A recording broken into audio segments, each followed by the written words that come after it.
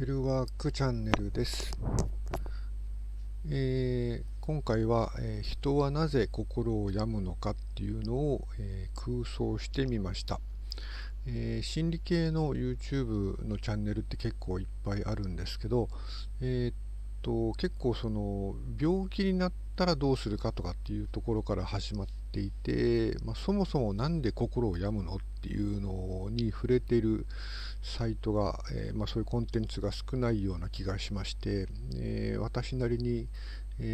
空想していることを今回はお話ししたいと思います。まずは自己紹介ですけど、テルと申します。サラリーマンをですね、定年退職、ほぼ定年で退職しまして、現在は介護ヘルパーとして、2年ほど働いております。2023年の5月より精神保健福祉士の通信講座を受講予定で、心理勉強しようと思ってるんですが、10年ほど前に産業カウンセラーというのに、挑戦しまして、その時一度勉強したことがあります。それから精神保健福祉士になってからなんですけど、ソーシャルワーカーとしてお一人お一人面談して活動するっていうのも、興味があるんですけど、パンかドーナツのお店を開いて、そこで就労支援というのも面白そうだなというふうに思っていて、ドーナツの食べ歩きのコンテンツなども作っております。はい。で、本題に戻りまして、人はなぜ心を病むのかっていうのを、空想してみたんですけど、最初に、持ち出したいのが、フロイトの心的構造論。意識っていうのがあって、その下に無意識があって、さらにその奥に S があるっていう、S は緯度とかも呼ばれてますけど、こういう三層の構造をしてるんではないかっていうことをフロイトが、述べています。これにですね、ポール・マクリーン博士の、三位一体の脳っていう、この、仮説というか、学説がありまして、こちらはですね、脳を解剖学的に調べて、大脳新皮質、人間脳と言われる一番外側の部分、それから大脳辺縁系、もしくは体上界って呼ばれる、真ん中の部分、で、脳幹と呼ばれる、中心というか、その人間のその生きる基礎となっている部分を、3つに分けて三位一体で動いてるんですよっていう理論が、あります。で、この、フロイトの、構造論と、ポール・マックリーン博士の三位一体の脳っていうのを、対比させてみて、この場所をこういうふうに置いたらどうかなっていうところから、この空想は始まります。意識っていうのが、人間脳ですね。それから無意識っていうのが動物脳、動物の体上界って言われる部分で、何を考えてるかっていうのは、自分の頭では意識できないんですけど、無意識っていうのはこれに当たるんじゃないかなという、仮定です。それから S って呼ばれる部分が脳幹、S はその人間の、根源的な欲望とか欲求を満たすために、動く、エンジンみたいなものだという説明なんですけど、その部分が脳幹ですよっていう説明は、それほど、突飛な空想ではないかなというふうに思っています。で、フロイトの心的構造論で、一つ触れておきたいのは、防衛規制、ディフェンスメカニズムっていうものに、フロイトが、触れていること。で、この防衛規制を、ウィキペディアで調べてみますと、受け入れがたい状況、または潜在的な危険な状況にさらされたときに、それによる不安を軽減しようとする無意識的な心理的メカニズムである。というふうに紹介されています。で、もう一つ、お話ししておきたいのが、精神疾患ですね。どこで、変調が起きているかっていうと、これはもう圧倒的に脳幹の部分が、何かしら、ここで何か、起きている。視床下部っていうところで、セレトニンが、コントロールされていて、これが少なくなると、うつになりますよ。ドーパミンというのは黒質っていうところから、生成されていて、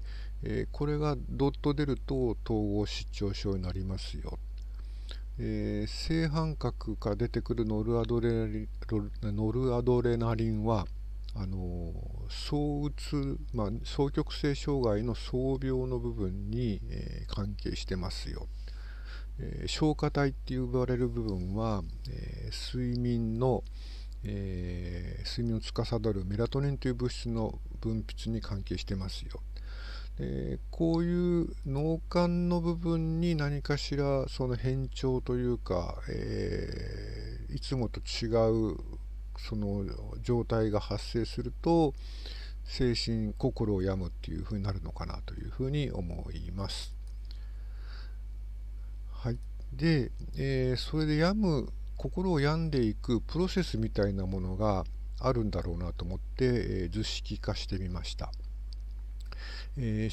疾病モデルっていう、一応名前つけましたけど、ちょっと名前的にはあんまりピンとこない、あんまりかっこいい名前じゃないなと思ってます。何かというと、事象、何かしらその心的ダメージが起きる事象が起きて、それを意識でまず捉え、それが、ダメージが吸収しきれないと、無意識っていうところまで進み、最終的に S っていうところに到達すると先ほど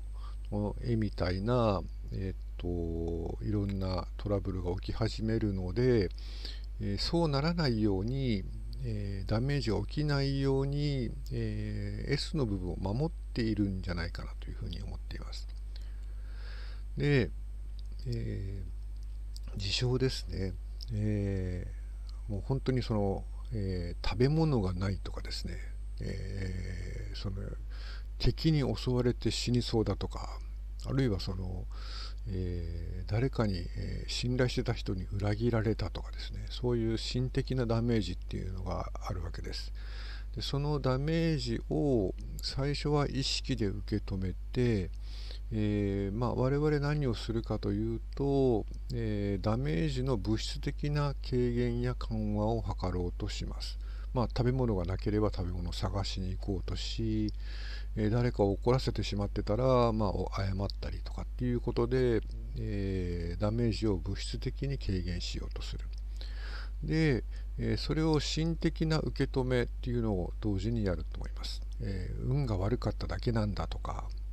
次またチャンスがあればなんとかなるよとか、意識の世界でそのダメージを和らげようとします。でそれでも、和らげることができなかったダメージっていうのは、無意識レベルの方に到達をいたしまして、これが先ほどちょっと取り上げた防衛規制というところに関係してくる。何かというと、起きたことをなかったことにするとかですね、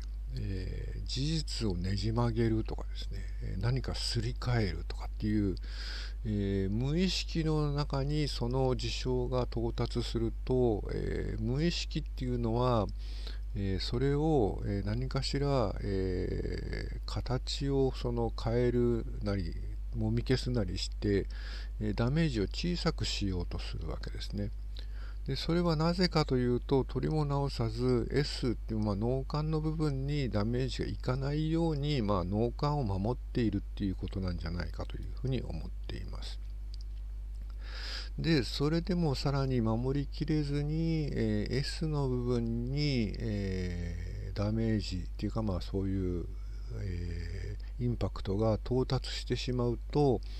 何が起こるかというと、例えば視床下部でセロトニン分泌の低下が起こって、うつになりますよ。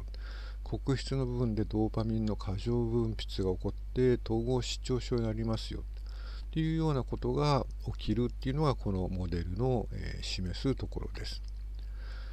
で、これは私の個人的な意見ですけれども、そうやってメンタルを病まないためには、意識レベルでダメージを、しっかり受け止めてですね、処理していくことがとても重要だということなんです。意識レベルでしっかり受け止めて、それが、大丈夫だよ、その生活に支障ないよみたいなところまで落とし込めれば、S も無意識がそれをねじ曲げることもなく S も、ダメージを受けず、健康でいられるっていう、そういうモデルを指しています。で、この、そういう機能というのは誰しも持っているんですけれども、不幸にもそのダメージがS に到達しているパターンってどんなところがあるかなっていうところなんですが、一つはもうあまりにも過酷な出来事、もう本当になんていうんですか、食糧危機が襲ってきてもう食べるものがありませんよとかですね、なんかそういうレベルの過酷な出来事があったり、もうすごく信頼してた人に、裏切られて、どうすることもできない、もう悲しみの中にいるみたいなところで、あまりにも過酷な出来事は意識を飛び越えてしまうだろうと。それから2点目がですね、我慢することが美徳という、誤った意識が我々の中にあって、過酷な状況に、立ち向かっていけばいくほど、我々はなんか成長するんだみたいな、なんかそういう意識ってあると思うんですよね。アスリートの皆さんとかも結構そういう風に、自分をいじめて頑張ってますみたいな、コメントとか結構聞くんですけど、そこで自分が受け止めきれないぐらいに、そのトラブルをいっぱい背負い込んだりとかしてしまうと、そのダメージが、無意識に、進んでしまう。3点目はですね、ダメージの過小評価、そんなこと大したことないよとかですね、そういう過小評価をすることで逆に無意識レベルに到達させてしまう。例えばですけど、離婚とかした時にですね、私なんかも離婚経験あるんですけど、また誰か別の人とくっつけばいいよみたいな感じで、過小評価をしてしまうと、本当はその別れることとか裏切られたこととかにすごくショックを受けているのに、なんか本人はなんかケロッとしているように振る舞ってしまう。でそうすると無意識の方にダメージが到達して、それをなかったことにしたりねじ曲げたり、すごく防衛的になったりとかっていうことが起きる可能性があります。こういう3点ぐらいの、ところを、どうやって、その意識が取りこぼしてしまうかっていうところを、ご説明しました。それでその無意識のレベルでもさらに受け止めきれなかった時に、何が起こるかっていうと、最終的に S の方に到達をしてしまって、先ほどの、絵でいうところの、いろんなトラブルが起きてしまう。で、そうならないように、生活をするっていうところが、必要なんですけども、人間生きていて、人生の中でそうならずに済ますっていうことも、なかなか難しいことですし、そうなったからじゃあどうするのっていうところをやっぱり意識の世界で、考えながら、対応していくのがいいんじゃないかなということを考えています。最後まとめになりますが、人が心を病むプロセスっていうのを考えてみました。眠れないとか食欲がないというのは心的ダメージが、脳幹へ到達しているサインかもしれません。健康な生活を送るには、脳幹を大事にすることが重要です。ということで、次のその2では、具体的に、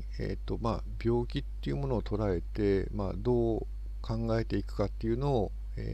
ご説明していきたいと思います。